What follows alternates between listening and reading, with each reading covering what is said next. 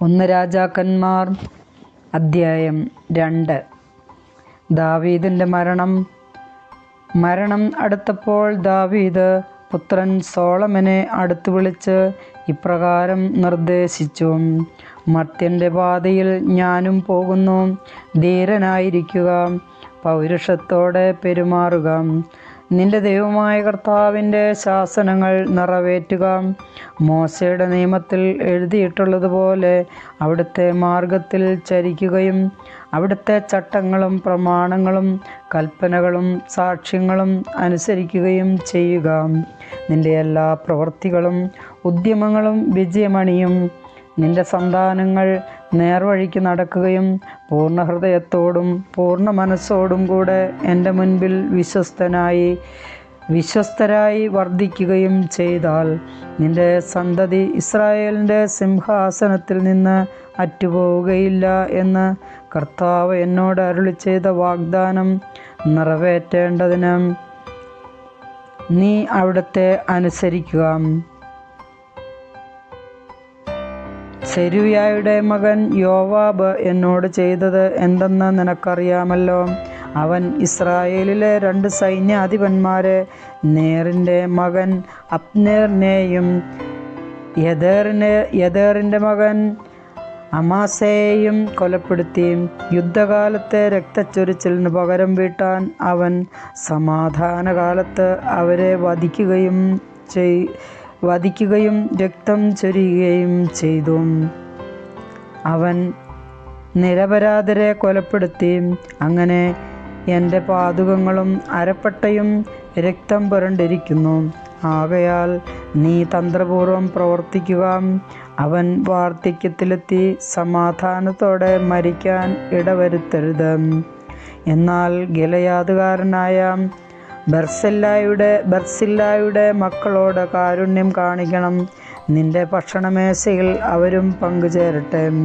നിന്റെ സഹോദരനായ അബ്സലോമിൽ നിന്ന് ഞാൻ പലായനം ചെയ്തപ്പോൾ അവർ എന്നെ കാരുണ്യത്തോടെ സ്വീകരിച്ചു. ബഹൂറീംകാരനും ബെഞ്ചമിൻ ഗോത്രജനുമായ ഗേരായുടെ മകൻ ഷിമേയി നിന്നോടുകൂടെയാണല്ലോ. ഞാൻ മഹനൈമിലേക്ക് പോയപ്പോൾ എന്നെ കഠിനമായി ശപിച്ചവനാണവൻ. എങ്കിലും ജോർദാൻ കരയിൽ അവൻ എന്നെ എതിരേറ്റു. അതിനാൽ അവനെ ഞാൻ വാളിനിരയാക്കുകയില്ലെന്ന് കർത്താവിൻ്റെ നാമത്തിൽ സത്യം ചെയ്തിട്ടുണ്ട്. എന്നാലും അവൻ നിരപരാധനാണെന്ന് കരുതരുത്. അവനോട് എന്ത് ചെയ്യണമെന്ന് നിനക്കറിയാം.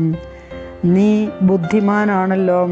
അവൻ്റെ നരച്ച തല രക്തരൂഷിതമായി പാതാളത്തിലെത്തട്ടെ. ദാവീദ് മരിച്ചു. അവനെ സ്വനഗരത്തിൽ അടക്കം ചെയ്തു. അവൻ ഇസ്രായേലിൽ 40 വർഷം ഭരിച്ചു. 7 വർഷം ഹെബ്രോണിലും 33 വർഷം ജെറുസലേമിലും. പിതാവായ ദാവീദിൻ്റെ സിംഹാസനത്തിൽ സോളമൻ ആരൂഢനായി. അവൻ്റെ രാജ്യം സുപ്രതിഷ്ഠിതമായി. സോളമൻ എതിരാളികളെ നിർമ്മാർജ്ജനം ചെയ്യുന്നു. അങ്ങനെയിരിക്കെ ഹഗ്ഗീത്തിൻ്റെ മകൻ അദോനിയാം സോളമൻ്റെ അമ്മ ബത്ഷേബയെ ചെന്ന് കണ്ടു. നിന്റെ വരവ് സൗഹാർദ്ദപരമാണോ എന്ന് അവൾ അവനോട് ചോദിച്ചു. അവൻ പറഞ്ഞു, സൗഹാർദ്ദപരം തന്നെ. എന്നാൽ എനിക്ക് ചിലത് പറയാനുണ്ട്. പറയാനുള്ളത് പറയുക. അവൻ പറഞ്ഞു, രാജ്യം എനിക്ക് കിട്ടേണ്ടതായിരുന്നുവെന്ന് നിങ്ങൾക്കറിയാമല്ലോ. ഞാൻ രാജാവാകുമെന്ന് ഇസ്രായേൽ ജനം പ്രതീക്ഷിച്ചിരുന്നു. എന്നാൽ മറിച്ച് സംഭവിച്ചു. എൻ്റെ സഹോദരൻ രാജാവായി. ഇത് കർത്താവിൻ്റെ ഹിതമാണ്. ഇപ്പോൾ ഞാൻ ഒരു കാര്യം അഭ്യർത്ഥിക്കുകയാണ്. അത് തള്ളിക്കളയരുത്. എന്താണെന്ന് പറയുക. അവൻ അഭ്യർത്ഥിച്ചു, ശൂനാംകാരി അബീഷാഗിനെ എനിക്ക് ഭാര്യയായി തരണമെന്ന് സോളമൻ രാജാവിനോട് പറയണം. അവൻ നിങ്ങളുടെ അപേക്ഷ തള്ളിക്കളയുകയില്ല. ശരി, ഞാൻ നിനക്ക് വേണ്ടി രാജാവിനോട് സംസാരിക്കാം. അവൾ പറഞ്ഞു, ബത്ഷേബ അദോനിയായ്ക്ക് വേണ്ടി സംസാരിക്കാൻ സോളമൻ രാജാവിനെ സമീപിച്ചു. രാജാവ് എഴുന്നേറ്റ് അവളെ അഭിവാദനം ചെയ്തിട്ട് സിംഹാസനത്തിൽ ഇരുന്നു. മാതാവിന് ഇരിപ്പിടം സജ്ജീകരിച്ചു. അവൾ രാജാവിൻ്റെ വലതുഭാഗത്തിരുന്നു. ഞാൻ നിന്നോട് ഒരു ചെറിയ കാര്യം ആവശ്യപ്പെടുന്നു, തള്ളിക്കളയരുത്. അവൾ പറഞ്ഞു, എന്താണമ്മേ അത്? പറയുക, ഞാൻ തള്ളിക്കളയുകയില്ല. അവൻ മറുപടി പറഞ്ഞു, ശൂനാംകാരി അബീഷാഗിനെ നിന്റെ സഹോദരൻ അദോനിയായ്ക്ക് ഭാര്യയായി കൊടുക്കണം. അവൾ പറഞ്ഞു, സോളമൻ രാജാവ് അമ്മയോട് ഇങ്ങനെ പ്രതിവചിച്ചു, ശൂനാംകാരി അബീഷാഗിനെ അദോനിയായ്ക്ക് വേണ്ടി ചോദിക്കുന്നത് എന്താണ്? രാജ്യവും അവന് വേണ്ടി ചോദിക്കാമല്ലോ. അവൻ എൻ്റെ ജ്യേഷ്ഠനല്ലേ? പുരോഹിതൻ അബിയാതറിനും സെരൂയായുടെ മകൻ യോവാബും അവൻ്റെ പക്ഷമാണല്ലോ. അനന്തരം സോളമൻ കർത്താവിൻ്റെ നാമത്തിൽ ശപഥം ചെയ്തു, അദോനിയായുടെ ഈ അഭ്യർത്ഥന അവൻ്റെ ജീവൻ ഒടുക്കിയില്ലെങ്കിൽ ദൈവം എന്നോട് അതും അതിലധികവും ചെയ്യട്ടെ. എൻ്റെ പിതാവായ ദാവീദിൻ്റെ സിംഹാസനത്തിൽ കർത്താവ് എന്നെ ഉപവിഷ്ടനാക്കി.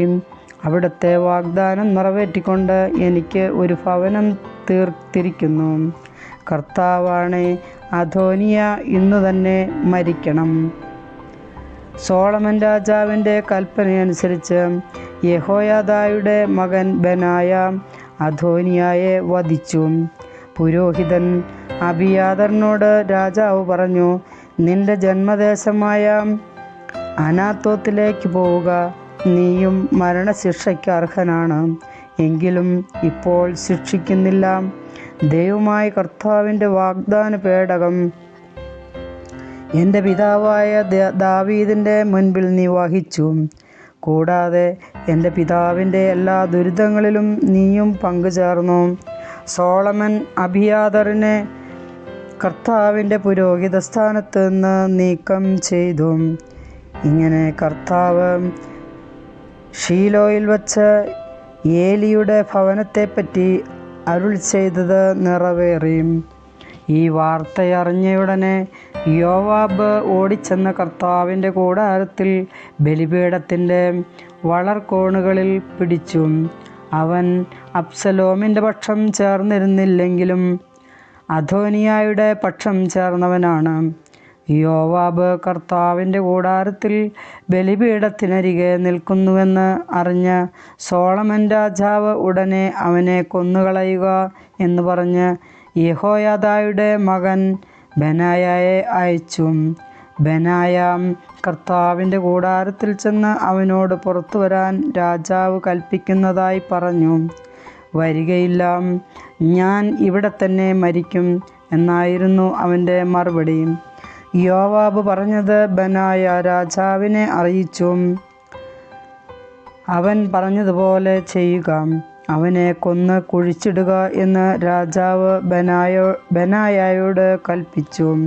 അങ്ങനെ യോവാബ് അകാരണമായി ചിന്തിയ നിഷ്കളങ്ക രക്തത്തിൻ്റെ ഉത്തരവാദിത്വം എന്നിൽ നിന്നും എൻ്റെ പിതൃഭവനത്തിൽ നിന്നും നീക്കിക്കളയുക. അവൻ്റെ രക്തപങ്കിലമായ പ്രവൃത്തികളുടെ പ്രതിഫലം അവൻ്റെ മേൽ തന്നെ കർത്താവ് വരുത്തട്ടെ.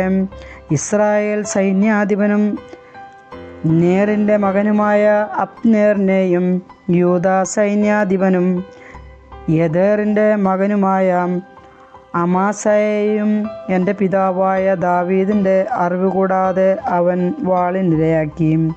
അവർ ഇരുവർക്കും അവനേക്കാൾ നീതിയും സദ്ഗുണവും ഉണ്ടായിരുന്നല്ലോ. അവരെ കൊന്നതിൻ്റെ ശിക്ഷ യോവാബിൻ്റെയും അവൻ്റെ സന്തതികളുടെയും മേൽ എന്നേക്കും ഉണ്ടാകും. ദാവീദിനും അവൻ്റെ സന്തതികൾക്കും കുടുംബത്തിനും സിംഹാസനത്തിനും കർത്താവിൻ്റെ സമാധാനം എന്നേക്കും ലഭിക്കും. യെഹോയാദായുടെ മകൻ ബെനായ യോവാബിനെ വധിച്ച് വിജനപ്രദേശത്തുള്ള അവൻ്റെ ഭവനത്തിൽ അടക്കം ചെയ്തു.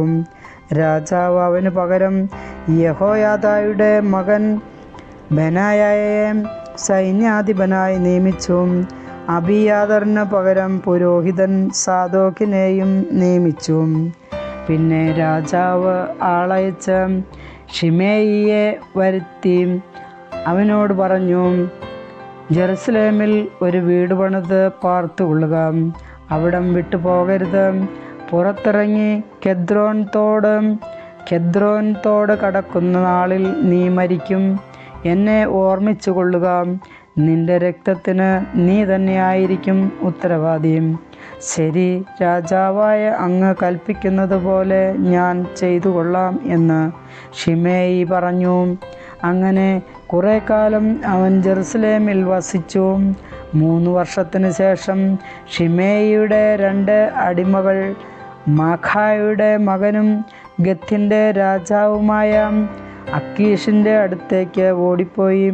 തൻ്റെ അടിമകൾ ഗത്തിൽ ഉണ്ടെന്ന് ശിമേയി അറിഞ്ഞു.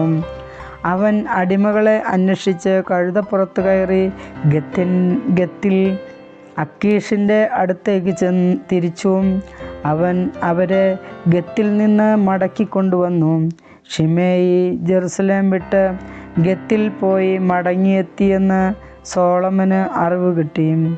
രാജാവ് ആളയച്ച് ശിമേയിയെ വരുത്തി പറഞ്ഞു, ജെറുസലേം വിട്ടുപോകരുതെന്ന് ദൈവനാമത്തിൽ ഞാൻ നിന്നോട് ആജ്ഞാപിച്ചിട്ടുള്ളതാണ്. പോയാൽ നീ മരിക്കുമെന്ന് ഞാൻ മുന്നറിയിപ്പ് നൽകിയിട്ടുണ്ട്. നീ അത് സമ്മതിച്ച് എന്നെ അനുസരിക്കാമെന്ന് വാഗ്ദാനം ചെയ്തിട്ടില്ലേ? എന്തുകൊണ്ടാണ് കർത്താവിൻ്റെ നാമത്തിലുള്ള പ്രതിജ്ഞ നീ ലംഘിച്ചത്? എന്തുകൊണ്ടാണ് എൻ്റെ കൽപ്പന നീ നിരസിച്ചു? രാജാവ് തുടർന്നു, എൻ്റെ പിതാവായ ദാവീദിനോട് നീ പ്രവർത്തിച്ച തിന്മകൾ എന്തൊക്കെയാണെന്ന് നിനക്കറിയാമല്ലോ. കർത്താവിൻ്റെ ശിക്ഷ നീ അനുഭവിക്കണം. എന്നാൽ സോളമൻ രാജാവ് അനുഗ്രഹീതനായിരിക്കും. ദാവീദിൻ്റെ സിംഹാസനം കർത്താവിൻ്റെ മുൻപിൽ എന്നേക്കും സുസ്ഥാപിതമായിരിക്കുകയും ചെയ്യും. രാജാവ് യെഹോയാദയുടെ മകൻ ബെനായായോട് കൽപ്പിച്ചു. അവൻ ശിമേയിയെ വധിച്ചു. അങ്ങനെ രാജ്യം സോളമൻ്റെ കയ്യിൽ സുസ്ഥിരമായി. കർത്താവിൻ്റെ വചനം.